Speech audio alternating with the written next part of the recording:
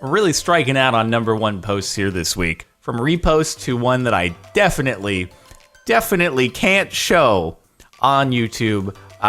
We're ending with number 2. I suppose you're always free to come to the subreddit and see for yourself, but that would violate terms of service here. This monstrosity.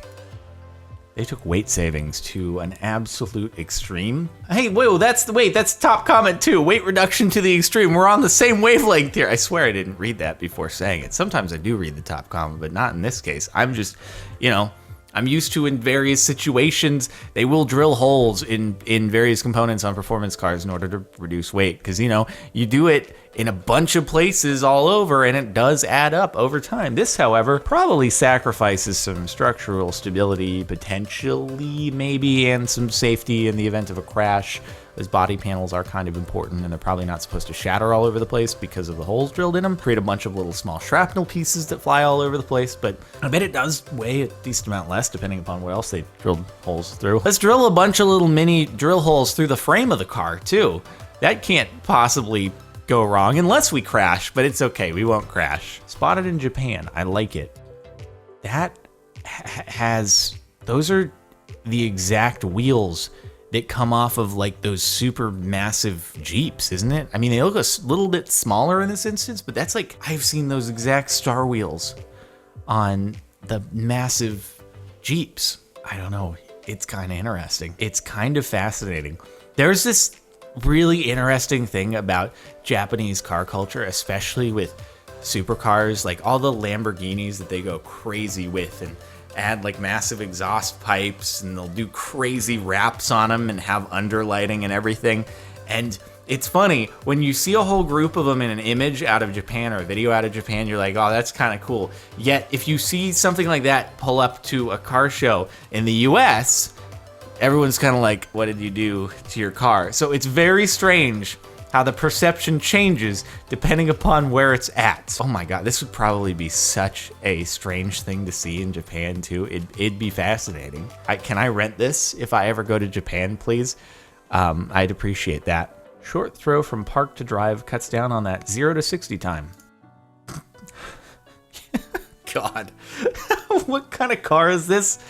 I don't know. They swapped out the wheel for a nice carbon fiber wheel. I agree with you on that. And then they've got that sick sequential shifter, dude, except it's not actually a sequential. I went on a binge the other day, actually, because I wanted to learn more about the differences and reasons. I don't know why I hadn't looked it up previously, but I was like, at the end of the day, why is it that race cars use sequential shifts rather than dual clutch? And anyway, I'm probably boring a lot of people now. Anyway, it's a lot lighter.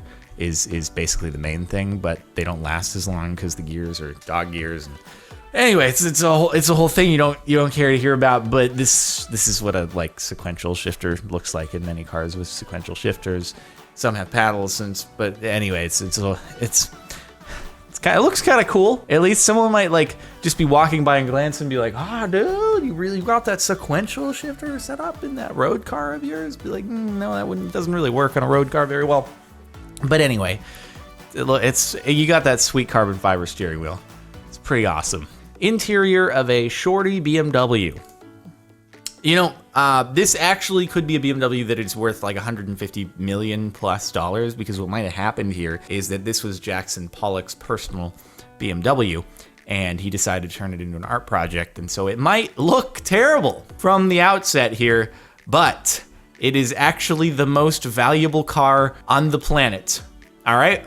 You might have that 250 GTO going for 88 million or something like that off market. But this is the biggest Jackson Pollock canvas to ever exist. All right? You've had Jackson Pollock paintings going for like 140 million or something.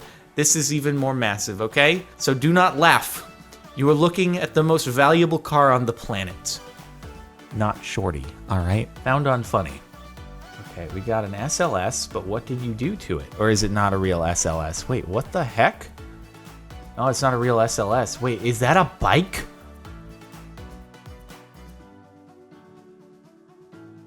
Wow. Okay, no, that's pretty cool.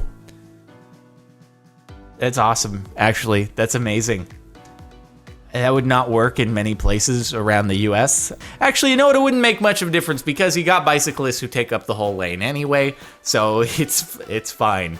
But in cities in Europe where you have more bike-friendly places, this would be... They did like a way too good of a job on that chassis. There's no way it could actually be a real car chassis because that'd be way too heavy to actually push. But they did way too good of a job. Like, that's way too much effort. That must have been so expensive to make. Oh my God. Raptor Band glued to a hood. Amazing. I mean, that seems like a pretty nice way to cause someone behind you to get a great dent or shattered headlight, cracked windshield. It's funny, but I would be very concerned with bits flying off. Like, eventually those experience enough wind and weather that, like, they're gonna come loose and it's gonna go flying off and it's gonna hit something. Just imagine the entire Raptor Orchestra going flying. Not good for your car. Not good for the Raptor Orchestra either. When the wife wants a minivan, but you want a truck, compromise. Why do we see so many of these, like, hybrid trucks? It's amazing how many people seem to actually go and do this. They're like, I want to just fuse another vehicle to my pickup truck, okay? Screw the whole practicality of having the bed. I want another car on the back of my pickup truck so that I can always be hauling a significant amount of weight at all times and not be able to throw anything in because I might overload it. Because why not always be carrying around a couple 1,000 pounds in tow? This is a good sleeping arrangement, though. That must be what it's for, right? You have a mattress in there, something like that. It's cool. It doesn't look like it's very well, fused there, but that's fine. No safety problems at all. It's not like cars are engineered with the aim of trying to protect their environment, occupants in the instance of a crash. This should be fine. You say you hit a head-on here, there's no chance that this entire thing is just going to come plowing forward. Yep, I get how they might think this would work, but it looked so terrible in person. Oh, yeah. I've seen several cars, not all on this subreddit, but just pictures on Instagram even, of cars that have like a Carrara marble or granite kind of wrap. Yeah, it is weird because you see that on like a countertop surface, and it looks really nice. I do like me some Carrara marble on a countertop. But then you take it to a car and it's like, nope, doesn't work. It hides the lines, A, and it also it makes it look like it's always kind of dirty, and it makes it look like it's made of stone instead of, most people, they don't really want that Flintstone stone car. It's not really the look that they're going for, but yeah, I don't, nah. I wouldn't recommend that. I wouldn't. Lord, shield our eyes from this kindergarten accident. Yeah, and all you guys who are like, Jordan, purple and green is actually great. No. In no environment does this work. All right? Look at that. Purple and green together on a wheel, it doesn't work. I feel like this was more of a Captain Sparkle's main channel subreddit video kind of thing, so you might not be seeing the reference. I don't think purple and green look very good together on vehicles. All right? It's just no. It just doesn't, no. Or no, that was a car mod. Anyway, purple and green. No, I realize you have like various movie characters. You have Buzz Lightyear and Gamora. Sure, great there. Not on a vehicle. Okay, and I just got the 600 LT, and people are like, put some green on it because it's purple. Yeah, you wish. You wish I was gonna do that. Desecrate my car, turn the wheels green. Out of your mind. The only way this could be worse is if it was the Evoque convertible. I don't know why it exists. Sorry, Land Rover, if you ever have a brand deal. Actually, all you make is SUVs, so it probably wouldn't fit, because you can't even fit an SUV in my garage. Not my photo, but I see this guy drive past my work almost every day. Yet again, someone decided I have a pickup truck and I want to fuse something to it and also change the front. I'll just replace all of the body panels and put 2 Volkswagen Bugs on it. Man, I have these 2 Volkswagen Bugs, but you know what the problem is? I can't drive them at the same time. So why don't I take my pickup truck and I'll put both Volkswagen Bugs on it, and then I'll be able to drive them at the same time. Oh my God, the ultimate solution. That's what I should do. I have these multiple cars and I can't drive them at the same time. I should just buy a long pickup truck and fuse them all together. Just, the rear from one, the mid from another, the front from another. Oh my God, there's no way that could go wrong. Modern problems require modern solutions. I believe that we have seen this before, but yes, I bet that actually works too well. And that's probably what I said the first time around that I saw this. How to make your car theft-proof and remain a virgin for life. That's not a very nice title, okay? Especially since I can see a human in this thumbnail. Hey, you know what? This dude, if he can rock it, that's fine. More power to him, okay? It's probably the car that he takes to and from school every day, and he's probably in band, and he's like, I also like flames on cars. How do I put a flame on a car while also making it more personalized to my own interests? I know I will put a tuba with flames coming out of it, propelling the car. And you know what? Good for you. Good for you living out that Pimp My Ride fantasy that you've had since watching it when you were very, very young. You look stoked, and I'm happy for you on that. Way to really own up the minivan and personalize it. It's good stuff. Okay then. Damn, Kyle saves some demonetized for the rest of us. Yep. Okay. You got the Monster Energy sticker and the scissor doors and the green wheels. I guess you saw some Ken Block stuff, Gymkhana, and you're like, I want to do that. I want to be sponsored by Monster Energy, so let me give them some free advertisement without getting paid for it. It seems like a good idea. Also, I don't think Ken Block has any scissor doors on any of his.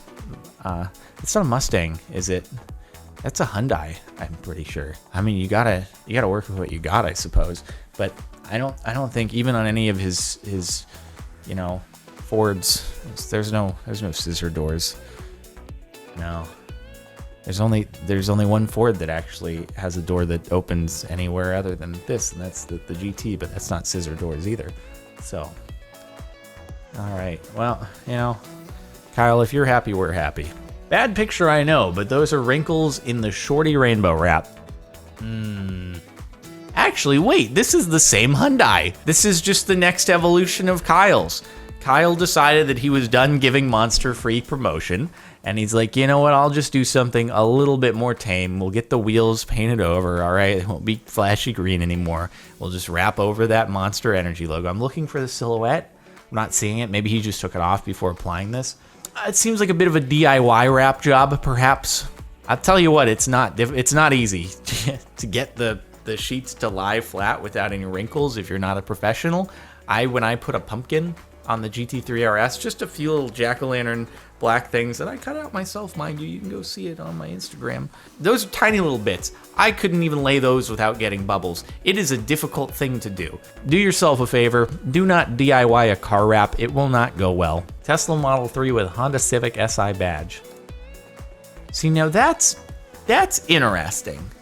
You would expect the opposite, for someone to take a Honda Civic and maybe put a Tesla badge on it. Not a Tesla and go Honda Civic. I feel like he lost a bet, maybe. And that was your punishment. You gotta rebadge your Tesla as a Honda Civic. I mean, it works. Hey, not bad. I'd give it an eyebrow raise going down the road and then be like, you know what you've done? Okay. I mean, that's cool. You're self-deprecating. It works. Oh man. Creeper.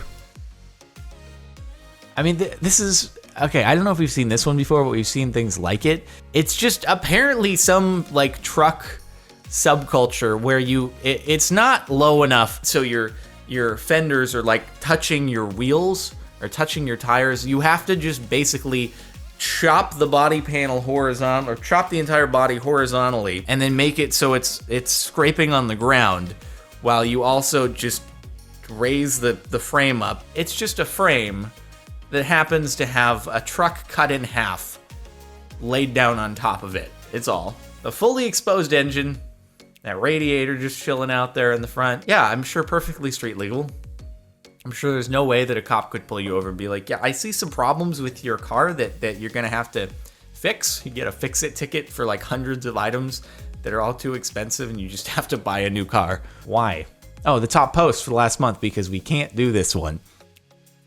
Huh.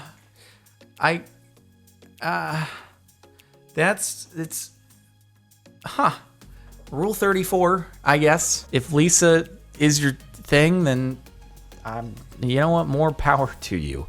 And this is so that you have added eye candy to look at, I suppose. If the engine isn't doing justice for you, if the engine isn't arousing you, it's not polished enough, not enough chrome in there, then at least you have this to look at on the underside of the hood.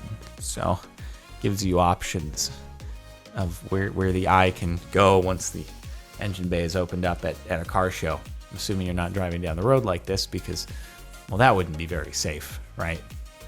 Cool. The top one is just, it's a more extreme version of this sort of thing. You can guess why I can't show it. So that's why we end here. Thank you for watching. Hopefully you've enjoyed. Make sure to like if you liked. Check out the playlist in the description if you want to catch more of the Shorty car mods. And subscribe if you're not already. I'll see you next time.